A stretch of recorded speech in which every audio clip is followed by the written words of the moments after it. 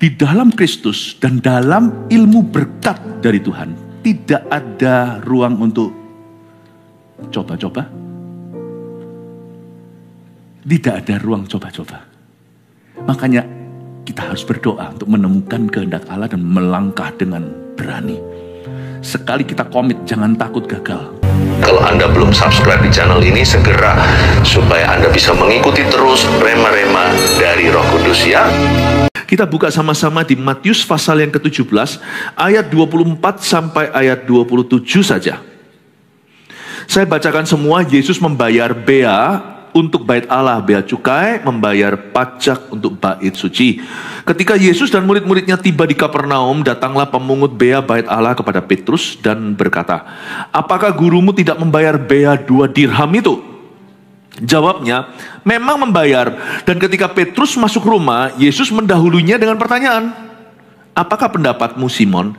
Dari siapakah raja-raja dunia ini memungut bea dan pajak? Dari rakyatnya atau dari orang asing?" Jawab Petrus, "Dari orang asing." Maka kata Yesus kepadanya, "Jadi bebaslah rakyatnya. Tetapi supaya jangan kita menjadi batu sandungan bagi mereka, pergilah memancing ke danau, dan ikan pertama yang kau pancing tangkaplah dan bukalah mulutnya, maka engkau akan menemukan mata uang 4 dirham di dalamnya. Ambillah itu dan bayarkanlah kepada mereka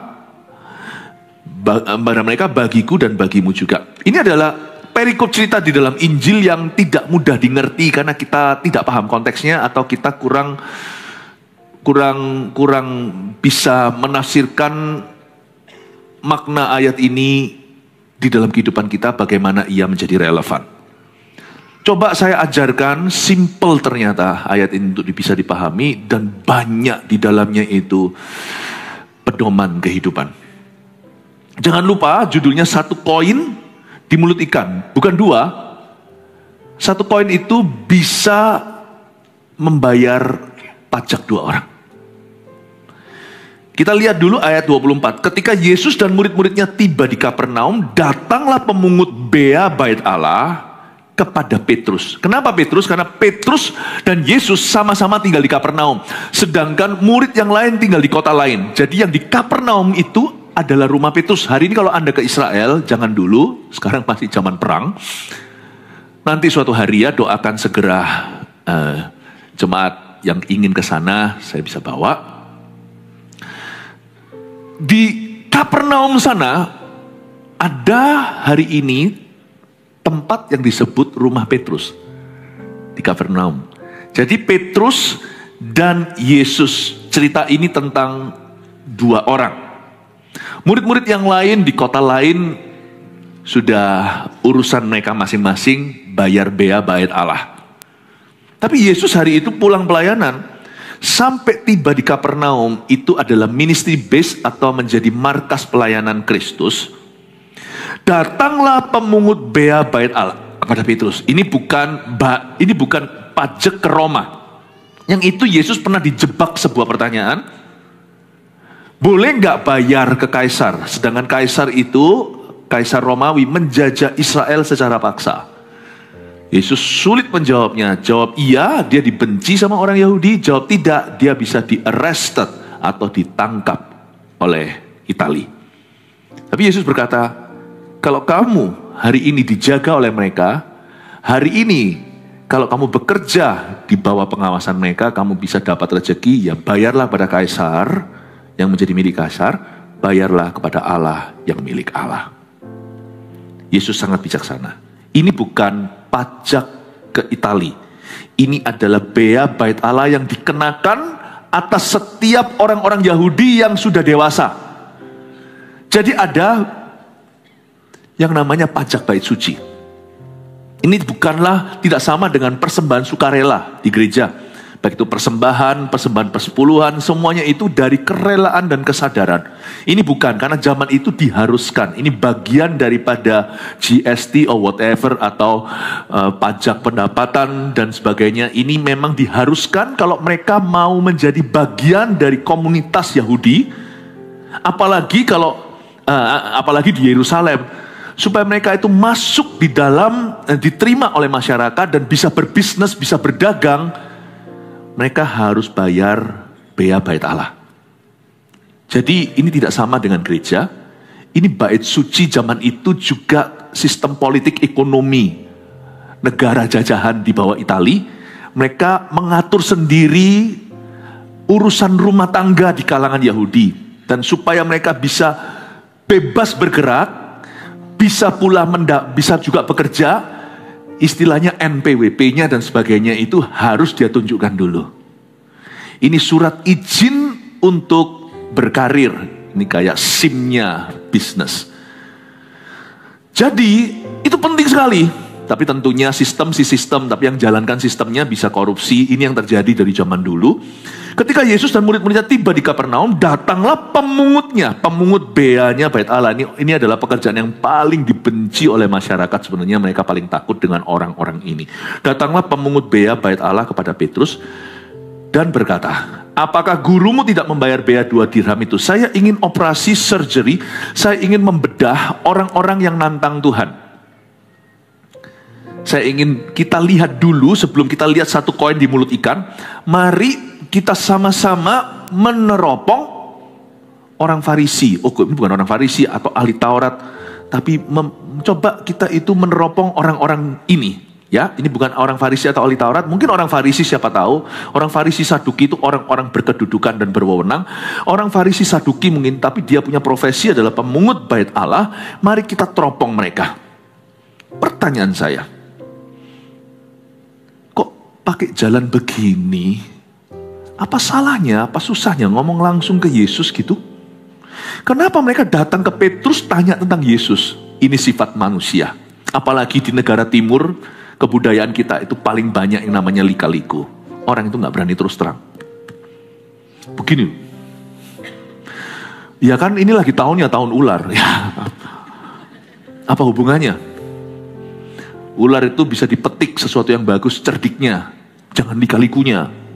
Jalan itu yang lurus. Gak lucu kalau kita jalannya itu gini. Orang kira kita mabuk.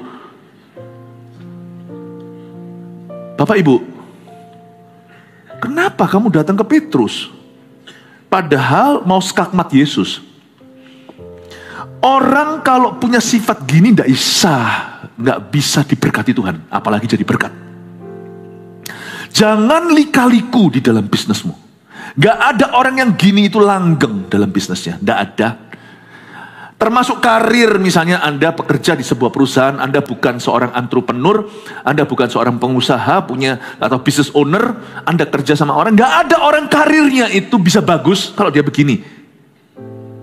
Kalau bagus sementara gak bisa bagus terus, pasti satu titik dia kecentok.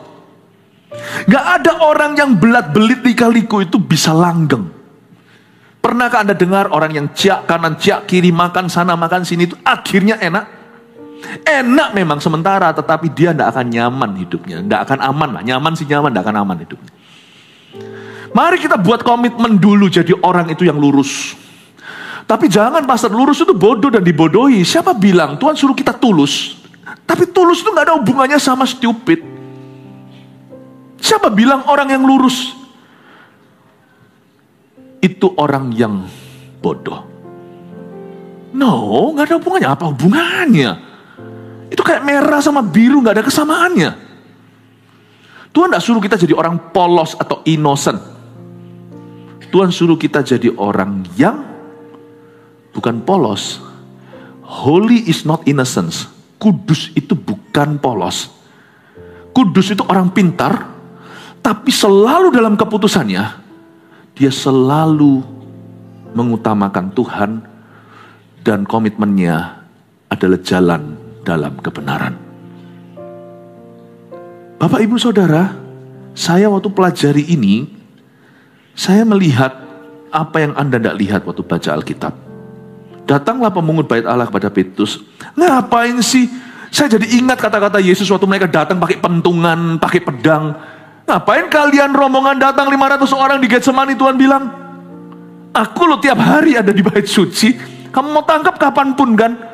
Kenapa pakai cara begini? Pakai kisah, kising-kising, pakai cipika-cipiki, pakai Yudas segala. Apain bawa semua ini? Bawa pentung kasti. Yesus berkata, Bukankah aku selalu ada di marketplace, selalu ada di pasar, selalu ada di public place, selalu ada di tempat umum. Siapa yang kau cari? Yesus, akulah dia. Bum, 500 orang rebah. Anda baca sendiri di Alkitab. Tuhan itu tegur mereka, aku gak suka orang gini. Saya gak suka. Orang kayak gini tuh gak baik. Tuhan lihat 500 orang, kalian semua sama brandnya. Brand lika-liku, brand belat-belit. 500 orang itu dipimpin Yudas hari itu. Kalian semuanya ular. Yesus berkata, aku gak suka yang kayak begini. Yang kusuka adalah orang yang lurus hatinya. Yang kusuka adalah orang yang tulus hatinya. Cerdik boleh cerdik seperti ular. Tulus harus tetap dijaga seperti merpati. Kalau kita tahun ini bisnisnya gini, tidak akan langgeng. Jangan targetkan kaya mendadak. Jangan targetkan itu. Semua sukses yang dibangun Tuhan, itu selalu berlapis-lapis. Selalu di atas fondasi yang benar. Ikut Tuhan itu selalu manis, meskipun hidup itu ada pahitnya. Tapi kalau kita berproses dengan Roh Kudus, hidup kita itu prosesnya. Kalau dengan Tuhan, sukses kita itu lapis legit. Sukses kita itu manis, di atas kesaksian-kesaksian hidup yang nyata Tuhan beserta. Jangan begini, saya gak suka sama orang-orang ini. Mau datang ke Yesus, pakai lewat Petrus ini itu. Lalu pakai bisik-bisik segala dan berkata, apakah gurumu tidak membayar bea 2 dirham itu? Wait, sesuatu janggal. Anda tahu nggak bahwa Rabi, Yesus itu Rabi loh ya. Bahkan sekerap kali Yesus dipanggil demikian. Bukankah oleh Nikodemus yang sangat senior. Nikodemus itu seorang ahli Taurat, seorang Farisi, seorang Rabi pula atau guru. Yesus itu dipanggil Rabi oleh guru-guru besar. Berarti Yesus itu guru maha besar. Tahukah bahwa para rabi tidak harus membayar bea bait suci? Ini orang belit-belit. Ini extortion. Ini pemerasan. Tahukah Anda bahwa Yesus tidak harus membayar bea Allah? Bea bait Allah kebalik. Yesus tidak harus, karena Yesus adalah rabi. Dia rabinya rabi. Tidak tahukah pemungut bea bait suci ini akan hukum itu? Bahwa para rabi perkecualian semua harus membayarnya kecuali rabi tidak bayar bea bait Allah. Tapi tetap dia bisik-bisik dan ngomong sama muridnya Petrus itu pun tidak langsung. Banyak orang kan gitu. Kalau mau ngomong sama seseorang, ngomong dulu kan sama 1000 orang. Tidak mau langsung terus terang. Zaman dahulu ada satu reklame. Nama saya Philip, terus terang Philip terang terus. Jadi saya selalu punya prinsip. Saya akan terus terang. Saya selalu pemegang keyakinan bahwa kalau kita ada sesuatu dengan seseorang, meskipun cara kita harus pilih loh ya, dan juga harus pilih kata-kata yang tepat. Jangan kita membabi buta, jangan kauboyan. Tapi kalau ada sesuatu terhadap temanmu, tidak usah melalui melalang buana dulu. Ngomong langsung ke orangnya. Gak ada yang salah kok. Dalam konteks itu, honesty is the best policy. Ya, tapi memang kita harus pakai kasih, nggak boleh semerta-merta kita benar dan apa yang kita sampaikan betul lalu kita membabi buta, jangan, karena kita bukan babi, apalagi buta. Kita sebagai domba, apalagi berhati gembala, kita harus selalu waspada. Kata-kata dan kalimat apa yang mudah dicerna tidak mengubah pesannya, tetapi lebih mudah untuk diterima. Yang penting target kita bukan menyalahkan, yang penting target kita adalah merubah kelakuan. Jadi saya selalu punya keyakinan bahwa kalau kita ada sesuatu terhadap saudara kita atau pertanyaan dan sebagainya, alangkah baiknya langsung kita tanyakan. Saya paling tidak suka, saya sendiri tidak memberlakukan itu dalam hidup saya selalu awas-awas. Saya nggak suka curhat-curhatan lewat media. Kalau ada sesuatu itu jangan ke maya. Meskipun media bukanlah dunia maya, ada orang beneran, tapi tidak usah ke sana. Ada apa-apa itu selalu tanya, Tuhan aku mau jadi bagian solusi bukan bagian problema. Kira-kira ini aku harus bawa ke siapa supaya hal ini bisa diperhatikan misalnya. Tapi saya sendiri harus pastikan motivasi saya bersih. Saya bukan mau cari perkara, tetapi saya melihat kalau memang saya bawa dalam doa, saya rasa ini bisa berguna, maka saya mulai tanya bagaimana seharusnya saya melangkah. Saya adalah orang yang ajari diri sendiri dan ingatkan untuk saya selalu harus bijaksana. Karena saya bukan babi buta, saya bukan babi dan saya tidak buta. Saya adalah domba dan tidak selain itu saya juga adalah gembala. Kita semua adalah domba berhati gembala. Jadi apapun yang kita lakukan, jangan seperti orang-orang ini. Gini, mau tahu nggak, banyak bisnis runtuh bukan karena bisnisnya nggak bagus, tapi komunikasinya mati. Pernikahan juga sama, namanya kecocokan. Orang cerai karena nggak cocok. Nggak ada orang cocok. Orang yang menikah sampai 50 tahun nggak ada yang cocok. Komunikasinya salah. Do you know that komunikasi itu adalah infrastruktur keberhasilan. Di dalam itu ada berkat Allah. Salah satu prinsip berkat di dalam Alkitab adalah komunikasi yang benar. Dan Tuhan itu mengajari kita untuk membawa sesuatu itu 4 mata. Kecuali kalau dia pakai kacamata maka ada 6 matanya.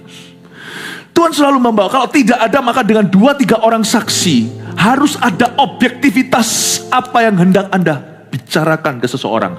Jangan jadi orang yang kepo, jangan jadi orang yang nganggur, yang suka urusi urusan yang tidak perlu. Tapi kalau itu memang perlu, dan kita tahu bahwa itu adalah tanggung jawab moral kita, apalagi spiritual, then step up. Tapi watch how you do it. Tidak semua metode dihalalkan karena tujuannya benar. Saya pelajari sesuatu di sini bahwa ternyata kalau mau bicara soal pekerjaan kita, tidak selalu bicara tentang bisnisnya. Tapi yang menjalankan bisnis atau karir kita adalah orangnya. Dan orang harus diajari untuk komunikasi. Dan firman Tuhan ajari kita untuk jangan jadi orang seperti ini. Tidak ada orang yang belat-belit, lika-liku. Itu bisa langgeng karirnya. Tidak pernah ada dan tidak akan ada. Apakah gurumu tidak membayar biaya 2 dirham itu? Pura-pura dalam perahu, kura-kura dalam perahu, kura-kura sudah tahu. Gimana? Kura-kura dalam perahu, pura-pura tidak tahu. Terlalu banyak pretenses, terlalu pretentious bahasa Inggrisnya.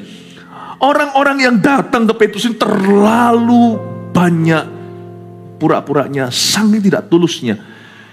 Bahkan mereka mungkin bingung dengan hati mereka sendiri. Kalau Anda mau berbisnis, mau bekerja di dunia atau karir Anda, tidak harus sebagai business owner. Selalu tinggalkan ruang tidur dan kamar doamu. Clear hati sebelum pergi ke office setiap hari. Clear, karena hati yang clear, head will be clear. Kepala akan clear. Saya pelajari dari sini, betapa saya waktu baca ini, saya sama sekali nggak respect sama orang-orang yang bisik-bisik dengan Petrus tentang Yesus. Ini orang-orang yang bahasa Ibraninya bulat. Nggak tahu gimana nih, yang di Jakarta ngerti nggak nih? Tali bulat itu loh, tali kusut. Roh belat-belit, Tuhan tidak pernah suka. Tapi bukan hanya itu, saya akan tunjukkan pada Anda, Tuhan juga tidak mau kita roh coba-coba. Kalau kita mau kerja, dan kita mau jadikan pekerjaan kita itu karir seterusnya. Antara Anda kerja dengan orang itu bisa jadi karir yang bagus. Anda punya pekerjaan atau bisnis sendiri itu juga karirmu. Karir itu basically resume kerja kita seumur hidup.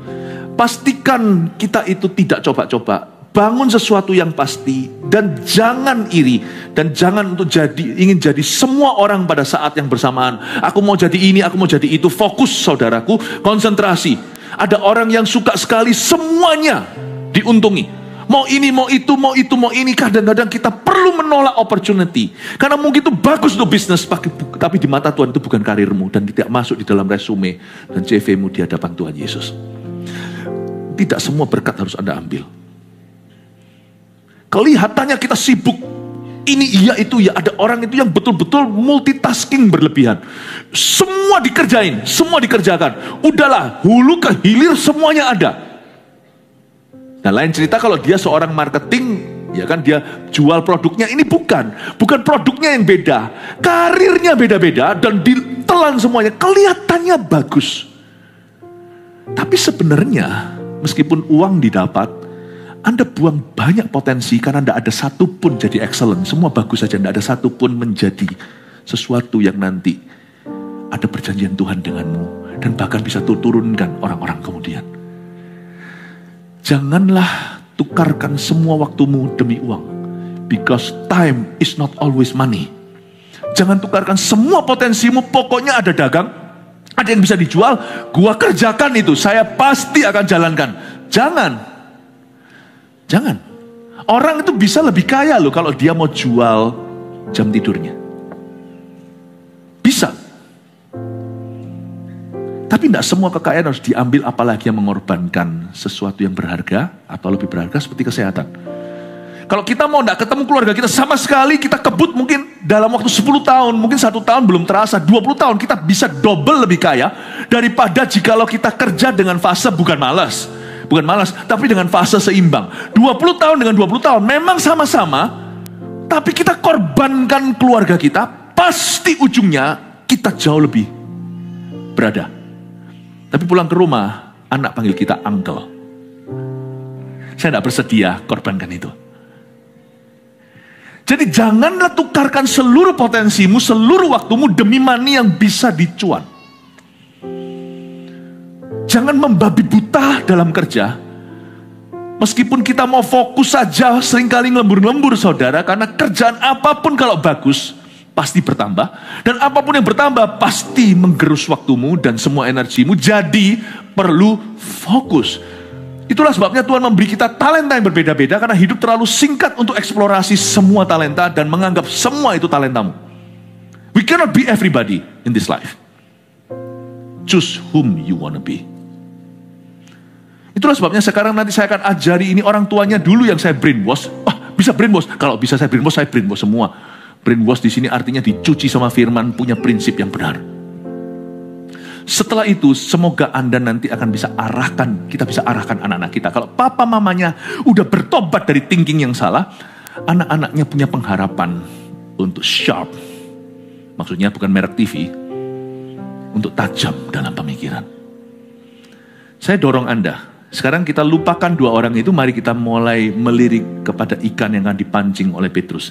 Jawabnya, memang membayar, katanya. Yes, kata Petrus ini kan kurang pendidikan ya. Ini kalau ketemu Paulus dijawabnya pasti luar biasa. Makanya itu jangan kita itu hanya membanggakan kelemahan kita. Tuhan bisa pakai kelemahanku apa adanya. Tuhan juga bisa pakai kekuatanmu loh. Karena itu kalau semakin muda, semakin banyak peluru yang bisa Anda simpan. Karena itu tidak salah. Tuhan berkata di Mazmur 127 bahwa anak muda itu seperti anak panah di tabung panah yang tunggu diluncurkan. Buat tabungmu penuh. Saya ngomong gini bukan berarti terlambat bagi kita yang sudah berusia. Tapi saya bicara dulu kepada orang yang berkesempatan lebih besar. Muda-mudi, tolong jangan sia-siakan waktumu untuk ngegame, untuk yang gak perlu-perlu, untuk mikirkan gini-gitu, untuk rusak dulu, neraka dulu, baru nanti ketemu sorga, nanti mau vaping dulu, nanti mau seks bebas dulu. Aduh, jangan buang waktu. Pesta-pesta dulu, miras dulu, dugem dulu. Aduh, dugem yang perlu itu cuma satu, dunia pengembalaan di GMS. Gemerlap jangan kau jamah. Gak usah lah buang-buang waktu untuk gitu. Waktu terlalu singkat untuk Anda bangun sesuatu. Anda akan menyesali nanti. Jadi, anak-anak muda berkesempatan lebih besar, tolong tabung peluru. You may have your fun, kita tetap bisa bersenang-senang. Anak muda, Tuhan gak pernah kok ketika Tuhan hinggap pada seorang muda-mudi, Roh Kudus turun atas hidup orang itu, Tuhan tidak mengambil happiness-nya dia kok. Tapi Tuhan tambahkan meaning, tambahkan arti dan makna kehidupan. Itu aja bedanya. Fulfillment, rasaan puasan batinnya itu beda. Orang muda yang pursue yang mengejar Tuhan dan orang muda yang mengejar dunia. Tuhan tidak ambil kok happiness-nya. Tidak ambil kok kesenangannya. Tidak ambil. Jadi, jangan kau buang-buang waktumu. Saya ngomong gini untuk mengingatkan kepada kita orang-orang muda terlebih dahulu untuk bangun kekuatanmu. Kalau Anda lihat teman Anda bagus di ini, jangan tiru kalau itu bukan panggilanmu. Be happy untuk sukses orang, tidak usah iri dan kata aku juga bisa. Nanti orang lain muncul lagi, aku juga bisa itu. Lama-lama Anda bisa semuanya tapi nggak mahir salah satu. Jack of all trades, master of none. Tahu enggak kalau Anda main kartu, J itu yang Jack of all trades. Di semua bidang rasanya dia bisa. King of none. Tapi kingnya raja. Tidak ada satupun bidang yang kau kuasai. Nggak usah tiru-tiru. Temukan di ruang doamu, temukan di gereja, temukan di Alkitab, di halaman Alkitab. What is your strong point? Saya jadi pendeta. Itu toh. Semua teman-teman saya tertawa. Ini itu. Saya jadi pendeta. Udah itu aja. Semua yang lain ditambahkan sambil saya jalan. Sembari saya jalan, saya diajari kemampuan untuk ini, seni, apa segalanya. Nambah-nambah lah. Kalau setia kan Tuhan itu tambahkan talenta. Tapi saya bermula dengan cuma satu yang saya tekuni. Karena saya memang mau jadi pendeta, saya mau jadi yang terbaik. Dan dari awal saya persembahkan hidup saya berada di puncak ketika saya seolah-olah dapat beasiswa segalanya itu saya lepaskan. Bukan karena saya tidak bisa makan, bukan karena saya tidak bisa kerja, bukan karena saya dari keluarga yang tidak berada. Tapi saya fokus.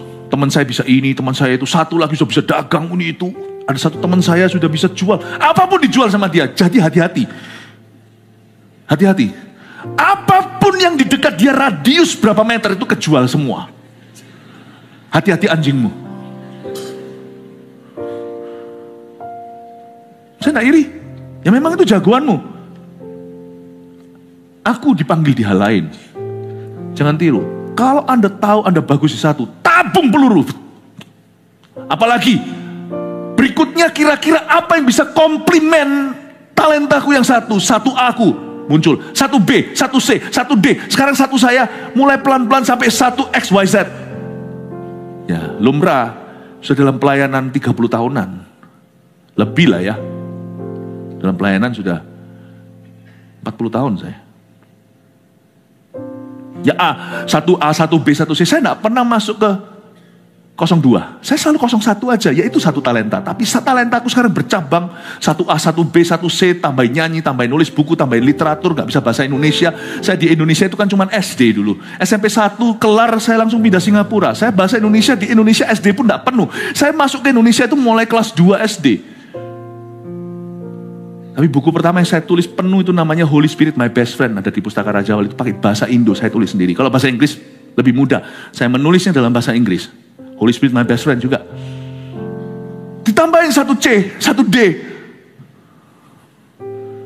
satu E, satu F. Karena sering nyanyi akhirnya keluar lirik-lirik lagu. Satu G, satu H, satu L, lagu. Don't be everybody. Choose your number. Keluarkan A, B, C, D, E, F, G-nya. Jadilah mahir di sana.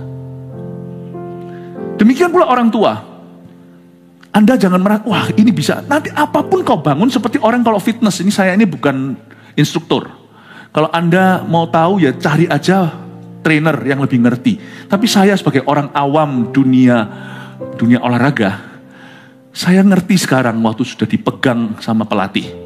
Dulu tuh karena bondo modal kuat. Namanya anak muda masih umur 20-an. Saya dulu kalau masuk ke ruang fitness itu semua mesin saya coba. Dalam sekali datang loh ya. Wah kerasa kayak, coba yang satunya lagi. Udah selesai. Ini apa nggak tahu. Pokoknya tarik. Semua saya taruh. Tapi nggak jadi-jadi. Keras badannya. Ternyata saya ngerti kalau semua dicoba. Endurance. Ototnya jadi kaku. Ototnya jadi tahan. Lama. Tapi tidak cukup kontraksi di 1-2 otot yang dibangun hari itu. Baik mau bangun dada, mau bangun lengan, mau bangun kaki, leg day dan sebagainya. Tidak ada tidak ada konsentrasi efeknya. Sehingga saya latihan setelah 6 bulan. Tetap aja keceng tidak berubah. Saya ngerti sekarang. Saya ngerti. Semua dicoba. Tapi tidak ada satu pun yang dibangun. Bapak Ibu jangan kau kira Anda bisa kerjai semuanya jurus paniknya keluar. Jurus kalap. Kelihatannya sini dapat sekian, ini dapat sekian, ini dapat sekian. Lumayan. Nah itulah levelmu. Kalau semua gitu nanti Anda akan dikasih Tuhan satu gelar. Mr. Lumayan. None will be excellent. Karena tidak ada otot 1, 2, 3 yang dibentuk oleh Tuhan dalam karirmu. Tidak akan ada. Dan Anda tidak bisa serahkan apa-apa. Kecuali nanti tempat kerja Anda hanya kelihatan seperti gudang saja. Tidak ada sesuatu apapun yang merupakan panggilan utamamu dan Anda betul-betul mahir di situ satu ABCD. Papa mamanya harus bertobat dulu dari thinking yang salah. Anak-anak juga harus ngerti sekarang kalau milih jurusan. Saya kok merasa harus bicara soal ini karena Di dalam Kristus dan dalam ilmu berkat dari Tuhan, tidak ada ruang untuk coba-coba. Tidak ada ruang coba-coba. Makanya kita harus berdoa untuk menemukan kehendak Allah dan melangkah dengan berani. Sekali kita komit, jangan takut gagal. Kalau kita sudah komit di situ, kita komit. Kita seperti pitbull, anjing itu, breed itu kalau gigit nggak bisa lepas, mau dipentungi tetap digigit. Waktu saya sendiri secara pribadi masuk sebagai pendeta, saya tidak takut kiri, tidak takut mati. Saya mau tidak takut sengsara. Waktu saya masuk, saya berkata, I give my all. My all I give. No turning back, no turning back. Tidak menoleh ke belakang. Kalau Anda, bukan berarti kita tidak bisa berubah, berbeda kerja. Enggak loh ya, ada orang kaku, sudah benar-benar karam. Nunggu apa lagi kalau tidak nanti itu naik yang namanya poverty, kemiskinan sampai ke meja makan. Utang lagi karena masih berharap kerjaan ini bisa. Padahal semua orang tahu itu sudah nggak bisa lagi. Nah, saya nggak ngomong yang begituan kita harus berhikmat. Tapi kalau kita komitmen itu jangan takut gagal. Kalau kita mulai masuk ke sesuatu itu komitmen penuh. Give all your heart, your mind into it, pikiranmu ke dalamnya. Jangan ragu, jangan bimbang. Jangan takut perang. Jangan takut gagal. Jangan takut apa kata orang. Kalau Anda masuk itu kepalanya banteng. Meskipun hatinya domba. Amin Bapak Ibu Saudara. Saya ajarkan prinsip ini bahwa di dalam berkat Allah tidak ada roh coba-coba. Jangan iri dengan berkat orang. Pekerjaan Anda mungkin relatif dibanding dengan orang lain sederhana. Nggak apa-apa, semua dimulai dengan sederhana. Tapi kalau kita setia, ada banyak rencana Allah di dalamnya. Mungkin kerjaan kita tetap sederhana sampai kita mati. Kita nggak jadi presiden atau apa, enggak. Tapi kita akan melihat tangan Tuhan nyata, semakin nyata di dalam kerja kita. Yang percaya dan rindu itu terjadi, berikan tepuk tangan untuk Tuhan. Mulai masuk ke dunia berkat, saya tunjukkan bahwa berkat itu tidak pernah hanya untuk kita. Kalau kita diberkati sesuatu, itu pasti Tuhan memikirkan orang lain juga. Ayat 25, jawabnya memang membayar, kata Petrus. Petrus ini kembali ke Petrus ya. Petrus ini jawabnya sangat pas-pasan. Menurut saya dia pas-pasan. Karena Petrus memang tidak berpendidikan. Tapi nggak bisa salahkan beliau. Karena beliau memang tidak mampu dan zaman itu memang belum ada university. Tapi Paulus memang dia itu sudah lahir warga Italia. Kalau Anda tahu, Paulus itu warga Romawi. Jadi Paulus itu memang sudah generasi kedua dari orang yang papanya entah siapa, papa mamanya. Itu pasti sudah punya kedudukan. Jadi kita tidak bisa compare ya sama orang, jangan iri sama orang. Statusku gini kok kalah segalanya, tidak apa-apa. Syukuri duniamu, tapi kembangkan hatimu. Petrus memang tidak bisa menjawab dengan fasih, dia agak buta yang gini-gini, dia hanya berkata memang membayar. Petrus nggak tahu hukumnya, harusnya dia bisa membantah, hei guruku itu rabi. Lulusan Yesus itu belajar, sekolah dia umur 12 itu langsung dimentori sama ahli Taurat senior di bait suci ketika ketinggalan 3 hari. Istilahnya Yesus itu bersertifikat, cuman dia itu beda dengan rabi lain karena dia teach with authority, dia mengajar dengan otoritas tidak seperti ahli Taurat lainnya. Tapi Petrus menjawab memang membayar itu memang kurang pas menurut saya. Karena harusnya dia bisa membantah. Karena Petrus tidak buta hukum. Dia nggak ngerti sama sekali. Ya sudah, paham. Andai katanya kena Paulus, dijawab sudah. Tapi ya nggak apa-apa, kita nggak bisa gitu. Tuhan daulat, ini ceritanya Petrus, jangan kau ubah jadi Paulus. Tuhan bisa pakai kelemahannya. Tapi Tuhan juga bisa pakai kelebihannya. Yang berdiri di depan Festus, Agrippa, Felix, governor yang berdiri di depan pemerintah raja, itu kayak Herodes gitu, di depan gubernur itu yang berdiri bukan Petrus. Kalau Anda tahu waktu di Kolosium dia diadili dan raja datang semuanya itu yang bicara orasi dengan tertata, dia tahu hukumnya di mana. Waktu disuruh tampar dia berkata, bolehkah engkau menampar tanpa pengadilan? Dia tahu, makanya itu yang berdiri membawa Injil sampai gagah di Roma. Rasul Paulus yang bisa bicara bahasa Itali, yang bisa bahasa Armean, bahasa kunonya situ bahasa Ibrani kerama Injilnya bisa, dia bisa bicara bahasa Yunani, Greek. Petrus cuman bisa bahasa Ibrani, bukan kerama Injil, dan yang medok ada logat Galileanya. Makanya yang berdiri di sana, Injili Raja, Rasul Paulus bukan Rasul Petrus. Tidak semua orang itu bisa ngomong sama pejabat. Tahukah Anda? Tidak semua orang gifted ke sana. Tapi Pak Petrus punya glorinya sendiri. Saya hanya just saying gitu. Cuman mau ngajari kepada Anda, kalau Anda masih berkesempatan untuk benar-benar menimba ilmu atau benar-benar untuk punya skill, lakukan itu. Kalau di sini ada yang aku nggak bisa punya skill apa dan ini itu nggak bisa, MSJ itu jangan dilompati. Ini pesan sponsor sekalian. Itu ilmu pengetahuan tentang Tuhan. Ikut segera daftarkan retreat yang sehari kalau memang kerjaan Anda terbatas waktu keluar.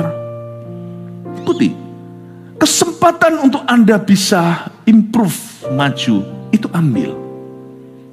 Ya, oke. Lanjut ya, ini bukan poin saya mestinya, tetapi lanjut aja. Kok saya rasa saya harus bicara tentang kekuatan.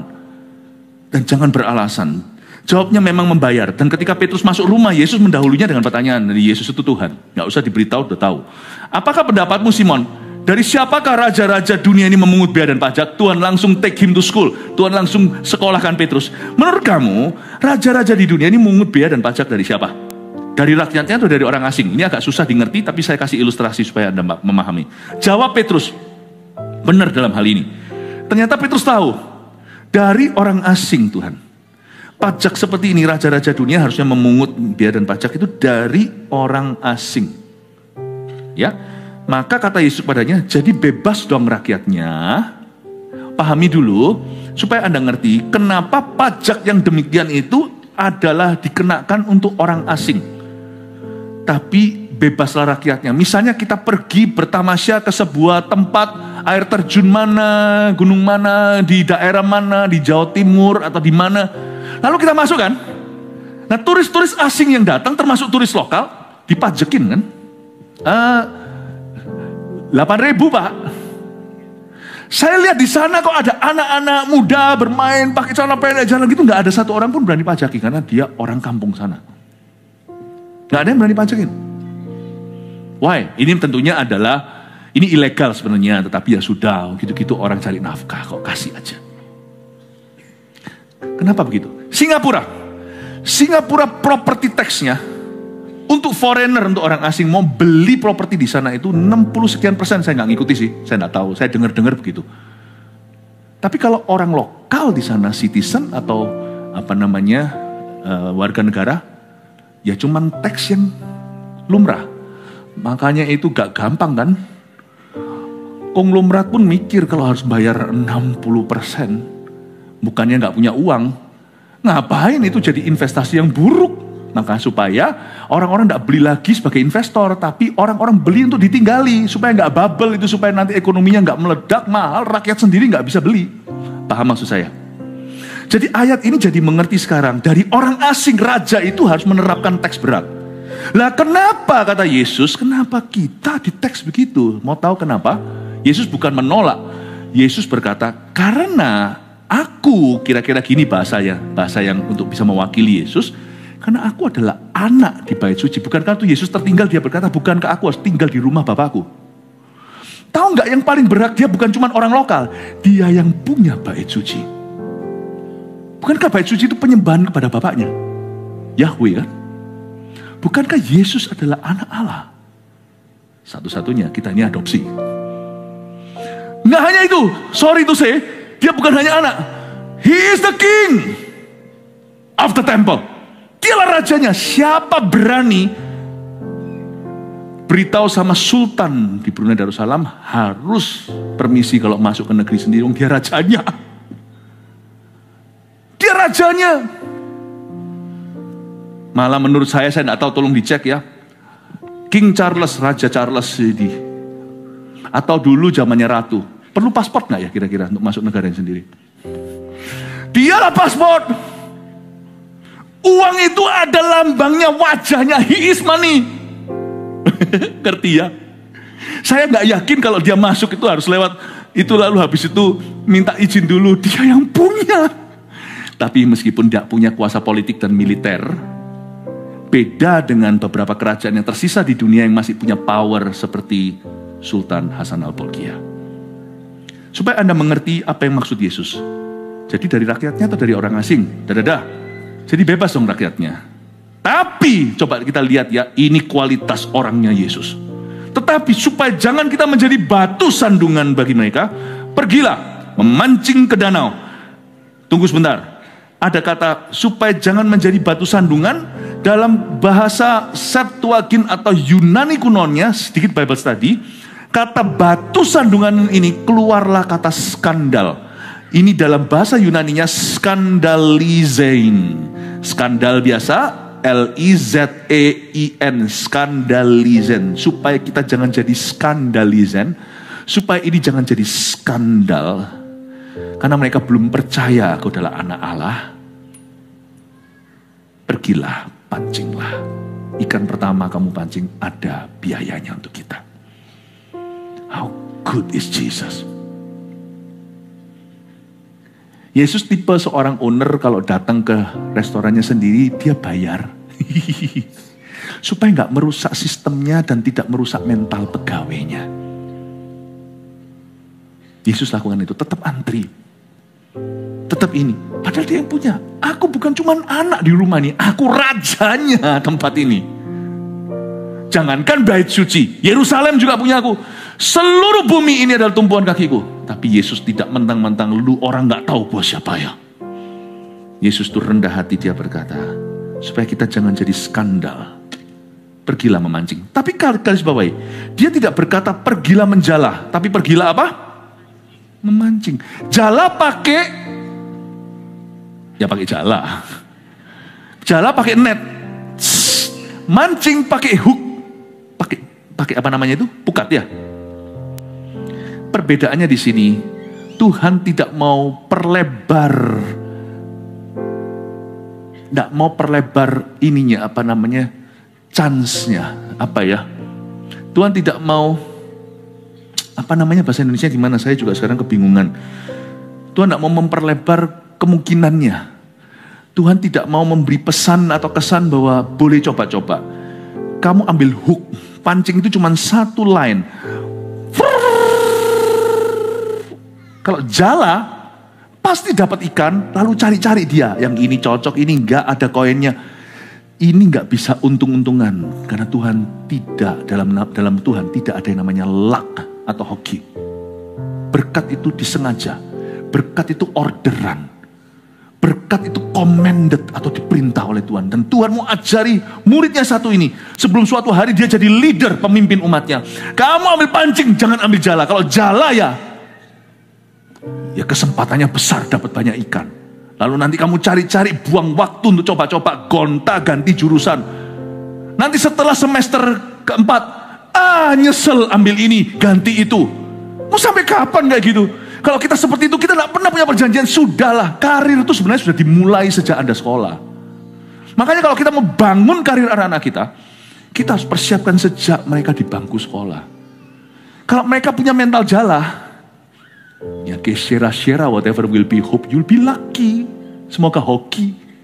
Kyong hia, kong si fajai, semoga prosperous. Nggak usah kita bergantung dengan luck. Kalau kita beriman sama Tuhan dan berhikmat, pancing will do, tidak perlu jala. Lemparkan, kamu yang pilih mau yang di dangkal atau mau ke tengah. Terserah kamu, asal kamu percaya, dangkal pun dapat, dalam pun dapat. Kamu lemparkan pancing ke danau dan ikan, lihat, ikan pertama yang kau pancing. Karena Tuhan tahu kalau berkat itu menyusul, banyak ikan akan berebut untuk makan umpannya. Mungkin juga Tuhan larang si Petrus, nggak tertulis di sini, nggak usah kamu bawa cacing. Kalau aku berkati, susah payah nggak akan ikuti. Kamu cuma setia lakukan bagianmu dan perintahku. Kamu lemparkan ikan pertama. Tuhan tidak berkata salah satu ikan atau kamu cari ya. Tapi Tuhan berkata ikan pertama, first fish, yang gigit kailmu, kamu buka. Di dalamnya kamu akan menemukan mata uang 4 dirham. Dalam Injil yang lain, di kitab bukan Injil yang lain, kitab Injil yang lain bukan di Matius, ditulis dengan jelas bahwa di dalamnya ada one coin, ada satu koin for two, untuk 2 orang. Satu koin itu nilainya adalah 4 dirham atau bahasa Inggrisnya 4 drachmas. Dan itu akan kamu ambillah itu, bayarkan kepada mereka. Bagiku dan bagimu juga. Nah, prinsip berkat saya jelaskan. Supaya kita mengerti, karena saya tidak takut kalau Anda tidak diberkati. Kalau Tuhan sudah berfirman, kasih kita spirit of prophecy. Spirit of prophecy adalah kesaksian Yesus. Kesaksian Yesus adalah roh nubuatan. Jadi kalau ada kesaksian roh dalam kita, waktu saya sampaikan akhir tahun kemarin, bahwa tahun ini menjadi tahun berkat internasional, bukan berarti kita akan ke luar negeri, tapi segala berkat akan Tuhan perbesar boundary atau batas-batasnya dalam kehidupan Anda, melebihi batas-batas yang kau kira secara geografi dan tradisi. Ini tahun kemenangan, saya nggak takutkan. Anda bisa tahu, yang saya sampaikan itu dari Roh Kudus atau saya buat-buat. Jemaat itu punya Roh Kudus, jadi tahu rema ini dari siapa, Anda pasti kerasa. Saya tidak khawatir kalau Anda tidak diberkati. Yang saya khawatir adalah kalau Anda diberkati, Anda hilang dalam berkat itu. Itu yang saya khawatirkan, karena saya tahu domba kerap kali lakukan itu. So I'm not worried. Makanya hari ini saya bikin kebaktian sepaharian ini, business breakthrough. Bukan karena saya worry Anda tidak diberkati. Seperti kita harus pompa-pompa iman supaya diberkati. Enggak pernah. Saya kalau soal berkat itu nyantai banget. Karena saya tahu sifatnya Tuhan. Saya udah 30 tahun sekian kenal Tuhan. Masa nggak kenal-kenal toh ya? Bahkan doa Bapak kami berkata, berikan pada kami makanan kami secukupnya, itu bahasa Inggrisnya, give us today our daily bread. Secukupnya itu artinya kita itu harus sengaja berdoa, enough Tuhan, kulkasku nggak muat. Ini bukan berarti kaya raya, bukan. Tapi kalau Tuhan berkati, Tuhan tidak pernah pas-pasan. Malah justru yang kita harus doakan bukan berkatnya, tapi makna dari berkat itu sendiri. Yang saya takutkan dalam diri, kalau misalnya kita diberkati pekerjaan kita, kita punya tabungan, tidak usah konglomerat, tabungan kita cukup lah misalnya untuk sekolahkan anak segalanya. Tapi anak kita paham nggak sekolah itu berkat? Nah itu adalah PR kita. Jangan hanya nabung untuk anak, tapi ajari mereka mengelola. Karena di zamanmu nanti tangan beda yang mengelolanya, beda pula efek sampingnya. Itu bisa berlimpah karena di tangan Yesus 5 roti 2 ikan. Tapi kalau di tangan anak setan, ya gimana? Di tangannya papanya Harun, Israel secara rohani ngalami kebangunan rohani. Karena di tangan Harun dia mempersembahkan persembahan yang benar. Di tangannya anak-anaknya, Nadab dan Abihu, bukan hanya kutuk turun atas Israel, mereka hangus kena api persembahan karena mereka memberi api asing. Bapak anak bisa beda loh. Bisa beda. Bapak ibu saudara, saya tidak worry. Saya tahu Tuhanku. Saya justru mempersiapkan Anda. Saya ingin Anda untuk mengerti sifat berkat. Katakan sifat berkat. Tuhan berkata, ambillah itu. Ingat ya, 1 koin di mulut ikan, tapi ada untuk 2 orang. Koinnya 1. Saya dulu kira ada 2 ikan. Waktu saya baca lagi, kadang-kadang kita sudah baca bolak-balik Alkitab, kadang-kadang masih ceroboh juga, tidak detil-detil. Waktu saya baca lagi, ternyata just 1 coin. 1 coin ini bisa bayar persis, tidak ada kembalian untuk 2 orang punya bea bait Allah. Jadi 1 coin for 2. Waktu Petrus ambil, tidak coba-coba, terdapat ikan pertama yang gigit kailnya. Itu waktu dia dapat 1 koin, orang yang serakah akan kira, this is for me. Lebihnya aku jual untuk foya atau untuk apa? No. Waktu dia dapat itu, dia ingat Yesus. Waktu Anda dapat berkat, Anda ingat siapa? Aku mau beli ini. Loh ya boleh. Ada berkat yang memang Tuhan kasih untuk kita nikmati. Bukankah Tuhan berkata, in your right hand, di tangan kananmu, ini ayat. There are pleasures forevermore. Ada kenikmatan. Tuhan tidak suruh kita serahkan semuanya atau selalu menderita. Tuhan mau kita juga bisa enjoy berkat-berkatnya. Tapi terus terang, waktu kita dapat berkat koin pertama yang kita kail, bukan waktu yang kita terima di depan kita ingat siapa? Petrus langsung ikut Yesus. 1 berkat yang kuterima ini, meskipun sifatnya 1 koin, kelihatannya 1 koin, tapi sifatnya untuk 2. Saya punya 1 prinsip yang jadikan pedoman dalam hidup saya. Berkat apapun tidak tentu materi. Berkat segala sesuatu, misalnya kalau saya dipuji sama orang ya, misalnya, pujian juga berkat loh ya. Waktu Anda down apalagi, wow, itu ngipas-ngipas ego Anda, itu penting. Atau percaya sahabat saya di. Misalnya Anda dipuji. Waduh Ci, cantik sekali ya Ci ya. Ini Taci ini kok saya lihat kurus ya sekarang ya. Padahal ya enggak sih, cuman beda aja potongan rambutnya. Tapi kalau Anda senang, disenangkan, Anda langsung, kalau Anda disenangkan seseorang hari itu, jangan pernah kira itu untuk kesenangan Anda. Misalnya non materi, tapi misalnya kalau Anda dipuji, Anda bertanggung jawab di depan Tuhan, hari ini aku disenangkan. Cari seseorang untuk Anda senangkan. Koinmu itu pasti ada dua sisi. Jangan kayak gini. Kalau jerat, maka Anda berbagi. Di kantor dimarahi sama bos, pulang ke rumah marah sama istrinya. Kalau kutuk, gua bagi sama lu. Kalau berkat, gua makan sendiri. Saya percaya kalau kita diberkati secara materi, pasti ada porsinya. Sebagian dari berkat itu pasti overpriced, pasti ada overestimasi, pasti kelebihan yang Tuhan berikan, itu sifat Tuhan. Pialaku penuh melimpah, Mazmur 23. Pasti ada porsi untuk orang lain. Di dalam berkat yang Anda terima itu pasti. Kalau Anda dikasih mobil baru, kemungkinan besar untuk nanti tiba-tiba Anda ketemu sama satu orang, supaya dia punya ruang tempat untuk Anda jemput ke CG. Itu kursi pasti kelebihan satu di mobilmu. Pasti. Saya nggak percaya berkat yang Tuhan beri itu sifatnya egois. Semua yang Tuhan kasih, pasti ada satu orang minimal yang akan menerima berkat karena berkat Anda. Amin Bapak Ibu Saudara. Dan terakhir, waktu dia memberikan itu, ternyata ikannya nggak perlu dijual. Itu ikan hari itu happy ya. Ketangkap kan? Dia udah ketakutan. Loh, waktu diambil dari mulutnya, koin itu, ikan itu kalau dijual, kan bisa extra cash ya kan. Itu ikan pasti ikan besar, mau makan koin drakma. Dia pasti, tapi karena Petrus tidak serakah, dia tahu berkatnya secukupnya, ikan itu bukan berkatnya.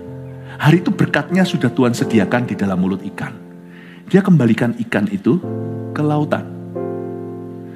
Jangan ambil lebih daripada seharusnya rezekimu hari ini. Enough is enough. Jangan jadi orang aji mumpung, gold digger, tidak dikenan Tuhan. Di gereja kita tidak akan ada orang seperti itu. Sometimes kalau kita diberkati sesuatu, kadang-kadang kita juga perlu memberkati tanpa pamrih atau kita mendapat sesuatu. Dunia itu berputar dalam kerajaan Allah. Kadang-kadang kita itu menerima, kadang-kadang kita memberi. Kalau kita menerima tidak layak menerimanya, kadang-kadang kita memberi perlu tanpa pamrih. Tidak perlu ada embel-embel Tuhan akan berkati karena ini. Bapak Ibu Saudara, karena berkat kita bukan dari berkat itu sendiri, berkat kita itu datang dari Tuhan. Hari itu Petrus menyadari sesuatu. Dia nelayan. Yesus bisa dengan mudah bayar tanpa dia mancing ikan. Yesus dengan gampang bisa buat money grow on a tree. Dia bisa membuat uang tumbuh di sebuah pepohonan. Masa nggak bisa sih Tuhan? Dia bisa mengutuk pohon ara. Kenapa dia tidak bisa membuat pohon itu berbuah sampai panen luar biasa? Tapi Tuhan memilih memilih memberkati Petrus lewat jalur legal pekerjaannya, lewat profesinya. Petrus adalah seorang nelayan. Tuhan pakai jalur profesinya. Kamu mancing, go. Ketika dia mancing, tapi Petrus diajari sesuatu yang lebih. Meskipun aku memilih untuk mencurahkan berkatku lewat profesimu, berkatmu itu datang dari aku, bukan dari profesimu. Ikan itu kembali ke laut. If I bless you, melalui profesimu, pengusaha lah, apalah, bidang apalah, dan sebagainya, lewat gajimu lah, salary. Aku memberkati memang lewat itu. Tuhan punya keran itu selalu keran yang legal. Tuhan itu selalu pakai keran yang ada. Ketika orang kalau diinfus itu gak perlu buka lagi ditusuk yang baru. Ya pakai tube yang sama itu masukkan vitamin dan obat. Yesus suka pakai profesi kita. Tapi ketika kita diberkati, do remember, ingat, bukan karena ikanmu, bukan karena cuanmu, bukan karena gaji dan salarymu. Berkat itu datangnya bukan dari money, berkat itu datangnya dari Tuhan. Hari itu Tuhan ajari, aku pilih profesimu, memang dari situ kutunjukkan berkatku. Kembalikan ikan itu ke laut. Sebab berkatmu datang dari aku, bukan dari itu. Dan jangan kau korupsi, lalu habis itu jual ikan itu tanpa aku tahu. Dengan kata lain, Tuhan ajari bahwa berkat kita itu datang dari atas. Profesi kita itu hanyalah alasan untuk Tuhan memberkati. Amin Bapak Ibu Saudara. Itulah sebabnya jangan karena kerja Anda tinggalkan Tuhan. Itu kebodohan. Itu sama dengan menyembelih angsa emas itu untuk dapat telur lebih banyak, telur emas. Jangan sembelih Tuhan, karena berkatmu itu datang dari Tuhan, bukan dari pekerjaanmu. Amin Bapak Ibu Saudara. 3 poin sini, dengan ini saya selesai. Semoga ini jadi berkat buat Anda. Oh haleluya, puji Tuhan. 1, berkat Tuhan tidak ada pada roh, belat belit, atau coba-coba. Tulis ya itu ya. Saya sarankan anak-anak muda, kebaktian pagi tadi jam 7 saya ada singgung sedikit. Kalau anak-anak Anda persis di penghujung nanti akan kuliah, jangan tentukan negaranya dulu, supaya anak itu tidak bisa handle kayak gini. Anak itu tidak boleh langsung, aku mau ke sini atau ke sini. Tidak, tanya dulu jurusannya apa, kamu mau apa dengan kehidupanmu, baru tentukan mau kemana sekolah. Tentunya tidak tentu diterima kalau tempat yang dia pilih adalah tempat-tempat yang susah. Lalu baru tentukan negaranya. Tidak semua orang punya privilege untuk bisa sekolah luar negeri. Sebenarnya tidak jaminan terus terang, Anda sekolah luar negeri itu orang pasti lebih berhasil. Itu tergantung orangnya. Sungguhan, terlalu banyak orang yang sia-siakan kesempatan sekolah di luar negeri bahkan. Terlalu banyak. Jadi jangan worry sekolah di mana, tapi lebih tepatnya sekolah apa. Mau jadi apa? Itu jawab dulu, baru tentukan. Kalau papa mama mampu, tarik lebih jauh. Kalau tidak mampu, bawa dekat. Lalu minta mujizat Tuhan untuk kasih beasiswa atau apa, terbukalah pintu-pintu yang tidak Anda duga. Dengan Tuhan tidak ada masalah, dengan Tuhan tidak ada yang susah. Tapi anak orang miskin, tanda kutip, atau anak orang kaya, nggak ada kaya miskin. Semua kita tuh miskin di hadapan Tuhan. Semua kita tuh melarat di hadapan Bapa. Kita ini punya apa sih? Nyawa aja masih hutang. Jangan minder yang merasa tidak seperti orang tertentu. Yang sudah orang tertentu, jangan kita sombong. Karena itu nggak tentu. Sungguhan nggak tentu. Ya. Orang besar salah jalan masuk penjara nggak sedikit di dunia. Nggak tentu, hidup itu masih jauh. Jangan kita memegahkan diri karena kita nggak tahu lika-liku di depan sana. Kalau kita lika-liku dengan Tuhan, Tuhan berkata, aku akan berbelat-belit dengan orang yang berbelat-belit. Itu ada ayatnya. Karena itu kalau kita mau mendidik anak, saya sarankan anak mulai besar jangan tunggu sampai SMA 3, udah mulai ujian, baru daftar. Mulai sekarang, mulai sejak dini dia mengerti, sudah diajari. Makanya kami berencana nanti di Eagle Kids Conference, dari umur kelas 4 sampai kelas 7 sudah diajari karir itu apa untuk mikir. Matematika jangan kau kira itu matematika. Dia bisa melihat itu sudah jadi insinyur. Itu jadi church builder, bisa bangunin semuanya. Dia bisa mikir. Ya, saya harap, nah kita bisa ajari anak-anak kita. Mungkin ngomong university terlalu dini kalau anak-anaknya masih kecil. Tapi Anda kalau mau tanya sama anak, apalagi ini adalah masalah orang berada. Jangan mau anakmu menentukan dia mau sekolah di mana. Sebelum dia bisa menjawabmu, tentukan dulu lu mau apa dalam hidup ini. Jangan gampang masuk ke brankas Anda, papa punya, aku bisa di mana saja. No, itu mentalitas yang buruk. Tanya dulu mau kemana, baru setelah tahu jurusannya, dan kita bilang di mananya. Dan kita doa sama-sama, kita sepakat. Amin Bapak Ibu Saudara. Saya tidak tahu anak Anda akan benci saya, tidak ngomong gini. Nanti kalau di rumah jangan jadikan saya ini ya, takut-takutan. Tak beritahu Pastor Philip loh ya, aduh. Nanti ya, lihat nomor 2. Minimal satu orang lainnya harus diberkati oleh berkat kita. Cepat aja, sudah tahu ini, tidak usah dijelaskan lebih. Itu sifat berkat ya, someone else must be blessed. Saya punya prinsip, selalu akan ada satu orang yang diberkati. Mungkin saya tidak bisa kasihkan berkat itu persis apple to apple, tapi kalau saya diberkati, saya bertanggung jawab untuk melayani lebih, itu sudah otomatis. Kadang-kadang tidak bisa ini itu, kalau saya dikasih sesuatu saya bagi, kadang-kadang ada hal-hal tertentu tidak bisa dibagi. Maka saya akan berbagi di dalam hal-hal lain dengan skala yang sama, nilai tukar yang sama untuk bisa membahagiakan orang. Saya selalu bertanggung jawab moral di hadapan Tuhan. Kalau hari ini aku diberkati tertentu, aku harus memperhatikan orang lain karena saya tidak boleh GR dulu. Berkat yang kuterima itu selalu double porsi. 1 porsi untuk aku, 1 untuk minimal 1 orang yang lainnya. Kalau Anda tidak bisa punya pikiran gini, Anda belum kenal Tuhan. Saya ajak Anda untuk mengenal watak Tuhan supaya pebisnis pengusaha yang ada di gereja kita, termasuk semua yang punya karir-karir sendiri masing-masing, yang punya salary semuanya, untuk kita mengerti dan mawas diri bahwa kita hidup di dunia ini tidak sendiri, dan Tuhan berkati kita itu tidak pernah sendirian. 3, Tuhan adalah sumber berkat kita, bukan profesi atau pekerjaan kita. Hari itu the fish went unsold, yet Peter made money.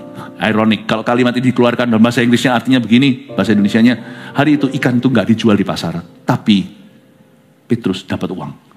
Itu sungguh-sungguh tidak masuk akal kalau kita tidak tahu cerita ini. Kok bisa? Ternyata bisa bagi Tuhan. Remember, pekerjaanmu hanyalah alasan untuk Tuhan salurkan sesuatu. It's never the blessing. You want to know what blessing is? Berkat. Berkat itu bukan uang. Berkat itu barang, bukan barang. Berkat itu orang.